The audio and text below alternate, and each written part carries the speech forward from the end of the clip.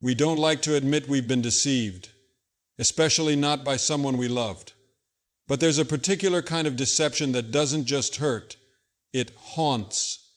It's not a lie told once. It's a life you built around something that was never real. You thought you were loving someone wounded, someone who just needed time, patience, grace. You believed that with enough faith, enough forgiveness, they would wake up one day and finally become who they were meant to be. You didn't see yourself as foolish. You saw yourself as faithful. But what if I told you that the person you were waiting for never existed? What if the warmth you felt was never love, but strategy? What if the apology was not a turning point, but a trap? What if the darkest truth about the narcissist is not that they can't change, but that they never intended to? This is not just a relationship problem, it's a spiritual erosion. A slow decay of your self-worth disguised as love.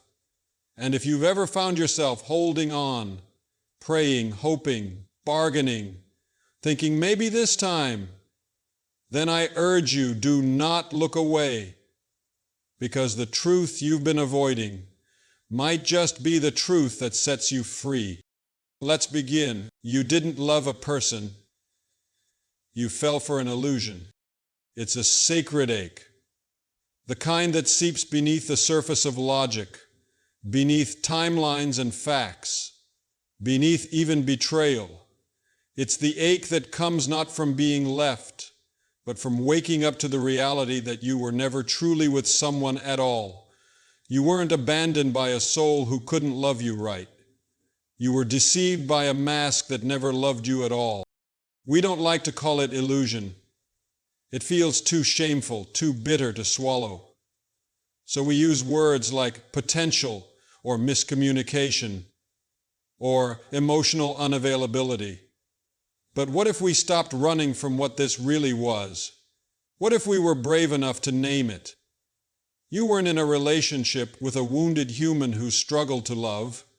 You were ensnared in a performance, a calculated, methodical act that wore your hopes like a costume and rehearsed your dreams until they could say them back to you convincingly. It wasn't a misunderstanding. It was a mirrored deception. That's the part that cuts deepest.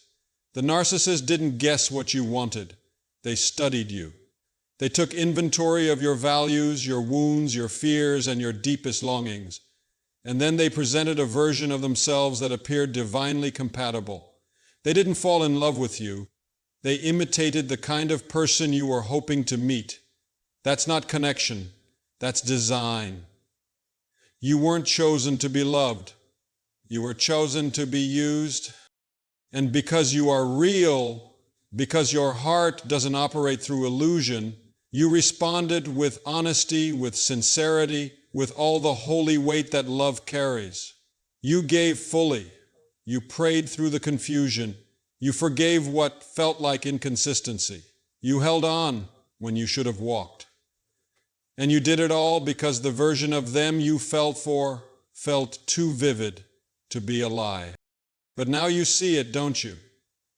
That version of them only ever existed in your presence, under your gaze, because it was sculpted from the pieces of your own vulnerability. It wasn't them, it was you, reflected back to you, filtered through manipulation, fed to you in doses small enough to keep you doubting, large enough to keep you hoping. This wasn't just a relationship that went bad. It was a relationship that was never real to begin with. And that's what makes the grief so disorienting. You're not just mourning the end of something. You're mourning the discovery that it never began.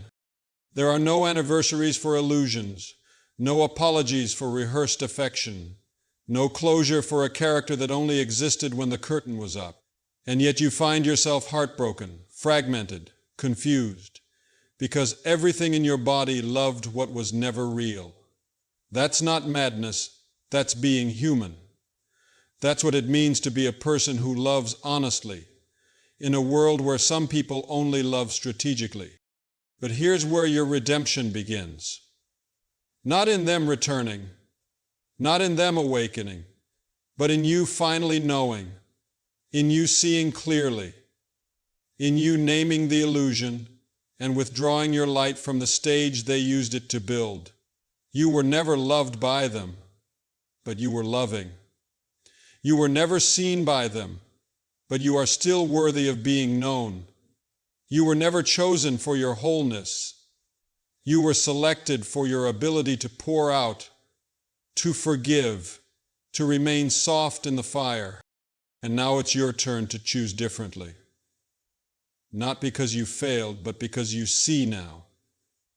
Because you've held the ache long enough to understand that some griefs are not evidence of what was lost, but of what was never real. And in that space, where the illusion dies, something holy is born. You, whole, awake, undeceived. They knew how much you hurt, but your pain was never a problem they wanted to fix. There's a sacred kind of naivety that lives in the hearts of the kind and faithful. It's the belief that if someone truly understood how deeply they've wounded you, they would stop. That if they could only feel what you feel, they'd soften. That somehow your honesty, your tears, your trembling attempts to explain what hurts would awaken something in them, a conscience, a memory of love, a flicker of humanity. But when it comes to the narcissist, this belief is not only misguided, it is devastatingly dangerous. Because they do understand. They understand far more than they let on. And it's precisely because they understand that they know exactly where to aim next. The narcissist doesn't lack awareness. They are not emotionally blind nor relationally inept.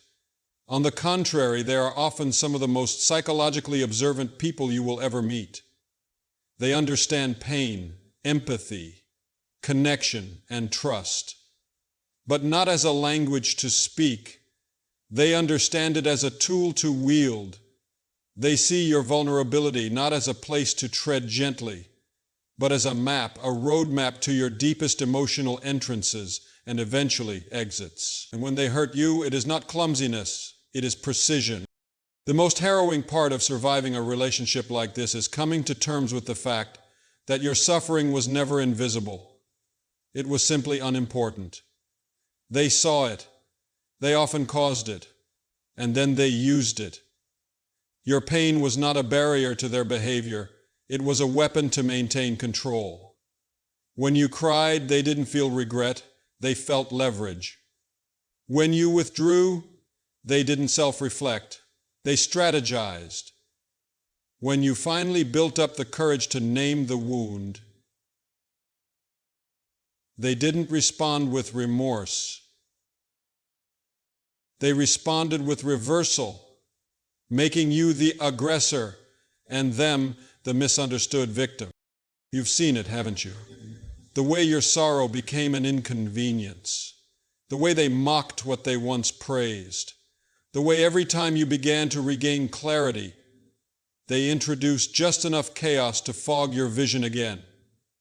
They weren't confused by your sadness. They were counting on it to keep you quiet. This is the part most people struggle to accept, not because it isn't clear, but because accepting it requires burying the illusion of shared humanity. And for those of us who believe in redemption, in love that transforms, in the kind of connection that heals all wounds, this level of emotional coldness feels inhuman. But the truth isn't that the narcissist is inhuman. It's that their humanity has been locked away, guarded by layers of fear, pride, shame, and survival instincts so deeply ingrained that they no longer recognize the prison they live in. To truly understand the narcissist relationship to your pain, you must abandon the hope that it ever mattered to them in the way it mattered to you. They did not see your tears as an invitation to repair. They saw them as an opening to regain control. They knew that your empathy would cause you to explain, to defend, to soften.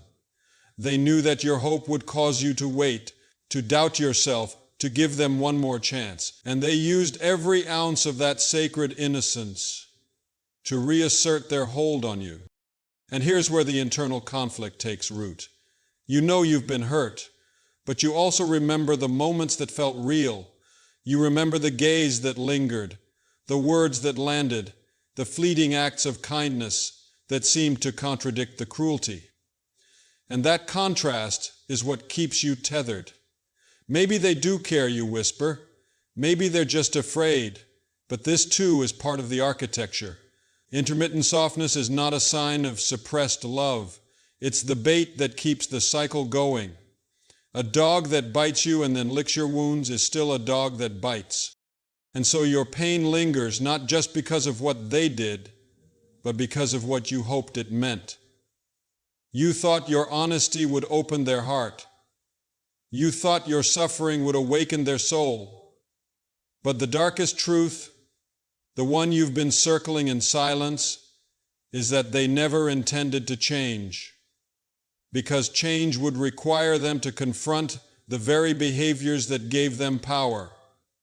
And your pain, it was never a reason to stop. It was a signal that the system was still working. But now you know. And in that knowing, a new grief arises.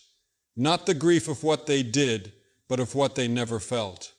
Not the loss of love, but the absence of conscience.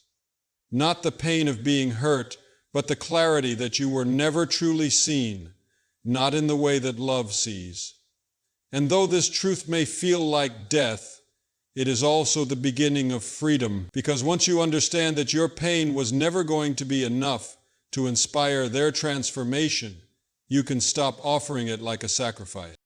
Your suffering is sacred, but it was never theirs to hold.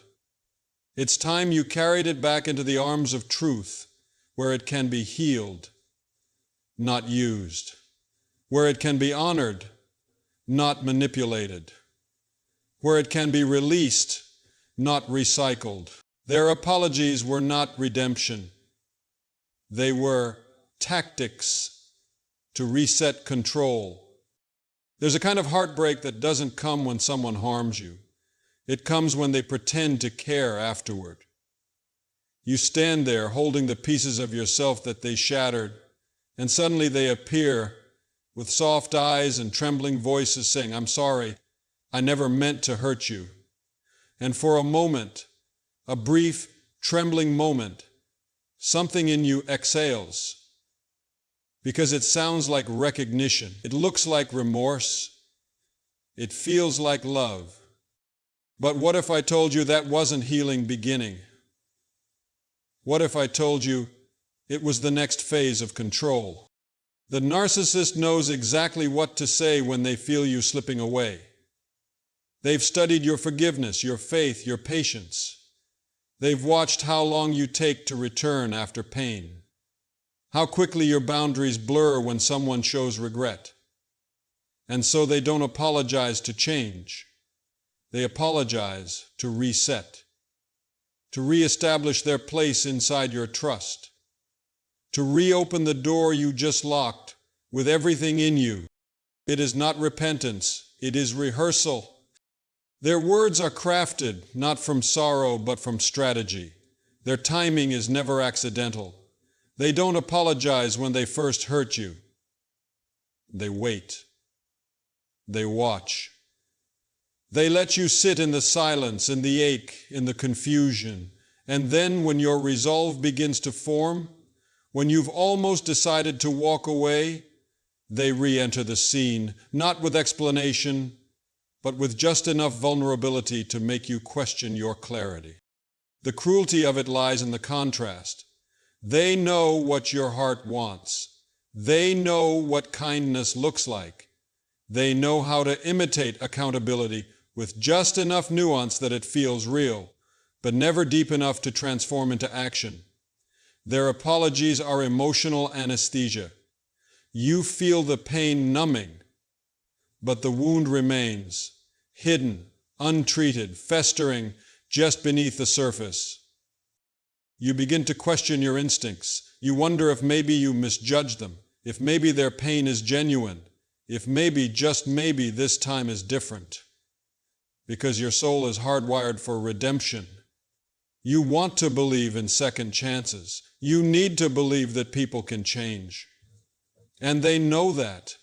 They use your goodness like a script, and each time you stay, each time you offer mercy, they silently register your threshold for harm and plan accordingly. But let's ask the question that truth requires. What did their apology actually change? Did it lead to new behaviors? Did it inspire consistent respect? Did it bring repair, not just of the moment, but of the pattern? Or did it merely delay the next blow? Because love, when real, leads to action. Apologies, when real, break cycles. They don't reinforce them. The narcissist's apology does not come from a place of internal reckoning. It comes from a place of threat. The threat of losing control over you. The threat of being exposed. The threat of finally being held accountable. And their words, though poetic, carry no weight because they are not anchored in truth. They are anchored in fear. Not fear of your pain, but fear of your power. Because when you wake up, when you start to name the patterns, set boundaries, demand change, you become dangerous to the system they've built. And they will do anything to preserve that system, even pretend to be the very person you once dreamed they'd become. So hear this clearly and let it settle deep in your bones. A performance of regret is not repentance. A temporary kindness is not transformation. A well-timed apology is not healing, it is harm dressed in tenderness. It is not your job to decipher sincerity from strategy. It is your job to honor the truth of your own experience. You know what they did. You know what it cost you. And no amount of tears or trembling voices can erase the damage of repeated behavior. So when they say, "I'm sorry," don't just listen to their words. Look at the history. Truth is not what someone says, it's what they prove. And if all they ever give you is a cycle, a loop of harm, apology, peace, harm again, then you are not in a relationship. You are in a ritual, one designed not to bring love, but to keep you from leaving. And that isn't healing, it's entrapment. They refuse accountability because the truth would shatter their entire identity. To the average heart, to the soul that loves, stumbles, learns, and grows, accountability is uncomfortable, but it's redemptive. It's where humility meets healing. It's the place where love says, "I was wrong, but I will not let that be the end of the story." For most of us, being confronted with the harm we've caused produces sorrow. Sometimes shame, yes, but for the narcissist, accountability is not just painful, it is intolerable. Not because they're too fragile, but because their entire existence is built on a scaffolding of denial. You see, they haven't merely made mistakes. They've constructed an identity in which they are never the problem, ever. And so when you confront them, when you hold up the mirror and ask them to see what they've done, you aren't just asking for an apology. You're asking them to destroy the very illusion they've depended on for psychological survival. And that's a cost they are never willing to pay. The narcissist does not see accountability as an opportunity for connection. They see it as a direct threat to their false self, the carefully curated persona they've spent their entire life building. To admit guilt would be to puncture the fantasy that they are exceptional, innocent, misunderstood, or morally superior. It would unravel the narrative that has allowed them to feel powerful, admired, and untouchable. So rather than face the truth, they project it. They flip the script. They call you too sensitive, controlling, ungrateful, or damaged. In their world, there can be only one innocent. And it must always be them.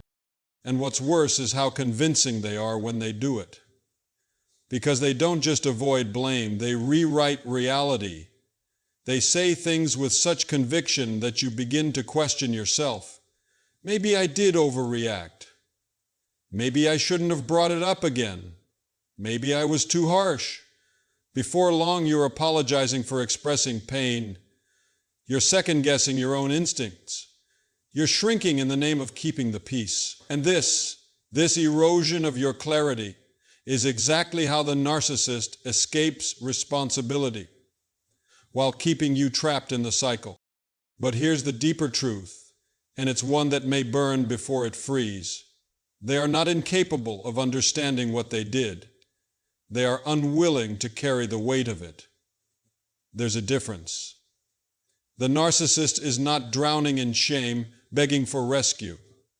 They're paddling hard to stay above the truth, determined never to sink into the discomfort of owning the harm they caused. And because they view all discomfort as an attack, any attempt to address the damage becomes, in their mind, an act of betrayal, not intimacy.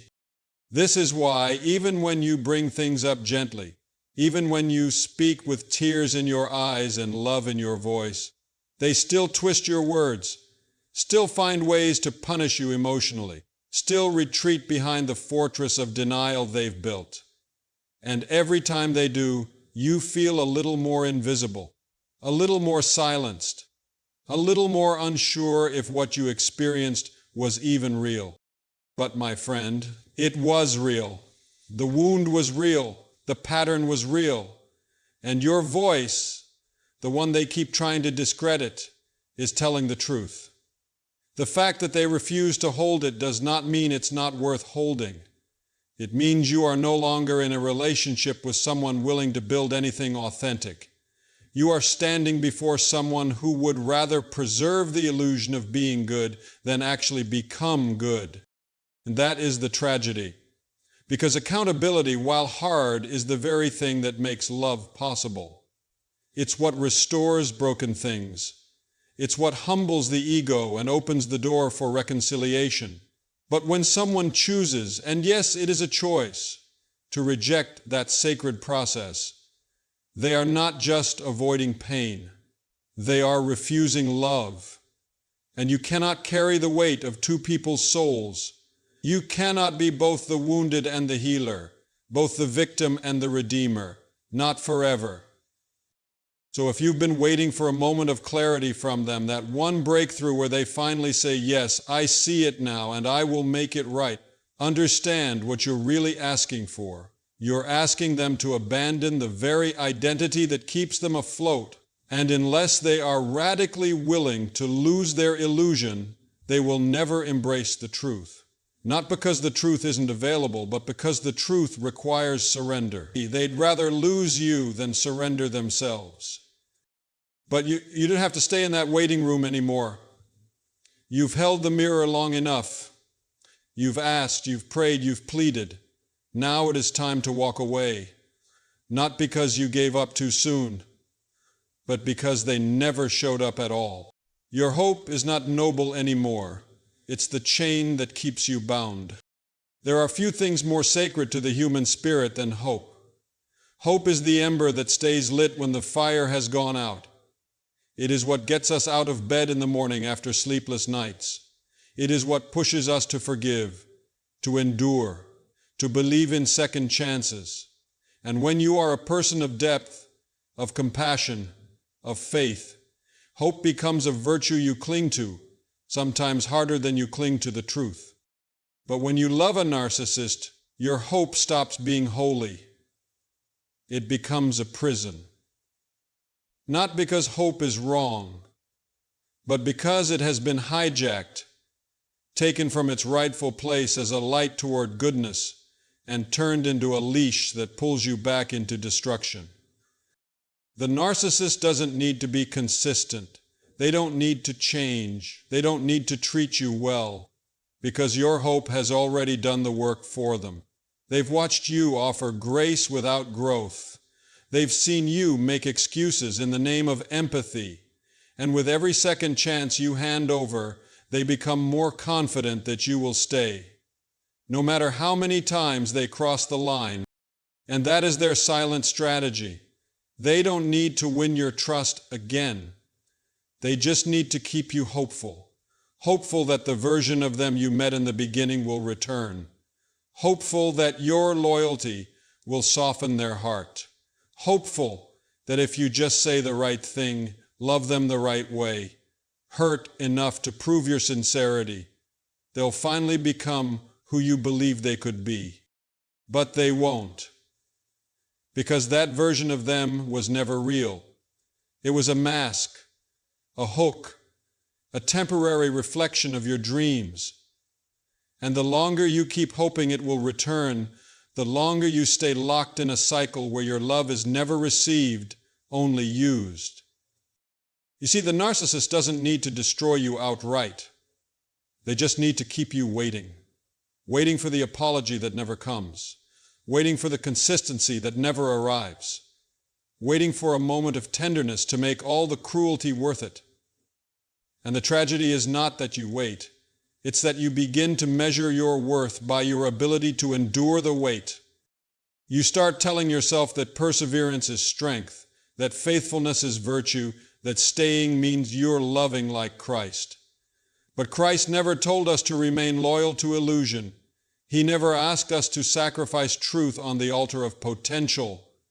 He said you will know them by their fruits, not their promises, not their apologies, not their potential, but by what they produce. And if what this relationship has produced is confusion, self-doubt, emotional exhaustion, and spiritual fragmentation, then no matter how hard it is to admit, you are not in a place where hope is healing you. You are in a place where hope is being exploited. There's a grief that comes when you realize your hope has become your prison. It's a silent, almost shameful grief, because you wanted so badly to be the one who didn't give up. But let me say this to your soul. There is no redemption in sacrificing yourself to someone who refuses to change. There is no reward in waiting on a person who never even began the journey toward healing. There is no crown for dying on the hill of someone else's denial. Hope, when healthy, leads you out of the storm, but false hope ties you to the mast of a sinking ship and tells you the sunrise is still coming. And so the bravest thing you will ever do is not wait another day, it is to walk away. Not because you no longer believe in love, but because you finally believe in truth. Not because you gave up, but because you woke up. This kind of clarity doesn't come easily. It comes after many nights of weeping, many mornings of second-guessing, and many conversations with yourself that ended in silence. But when it finally settles, when you finally see that your hope has been used against you, you can begin to reclaim it, not as a chain, but as a compass, not as a reason to stay, but as a reason to choose better, to choose yourself, to choose God, to choose life beyond the lie. And that, dear soul, is the beginning of freedom. When the illusion dies, you are finally free to live. There's a sacred turning point in every survivor's story. A moment not marked by chaos or confrontation, but by quiet realization. It's the stillness that comes after the storm, when your body stops shaking and your soul begins to whisper the truths you've been too loyal to admit. They were never going to change. You stop praying for their awakening and start asking for your own. You stop watching the door for their return and begin to open the windows for light to come in. You stop blaming yourself for why it all fell apart and begin to understand that you were never holding a relationship, you were holding an illusion. And when that illusion finally dies, not because you let it go, but because it let go of you, you are left not with emptiness, but with space. The kind of space that hurts at first because it's unfamiliar, silent, stretching. But it is within that space that your real life begins. No more pretending, no more bargaining, no more bleeding. For someone who never planned to heal with you, you begin to rebuild, not from the rubble of who they were, but from the foundation of who you are, and who you were always meant to be, before their manipulation rewrote your worth. You find that peace was never hidden in their return. It was waiting behind the wall of your own clarity. You realize that love doesn't require you to endure abuse to prove your devotion. And most of all, you understand that freedom is not something they could ever give you, because it was never theirs to own. So you rise, not bitter, but awake, not hardened, but wiser, not hopeless, but finally free, because healing does not begin when they change. It begins the moment you no longer need them to. And that moment, beloved, is now.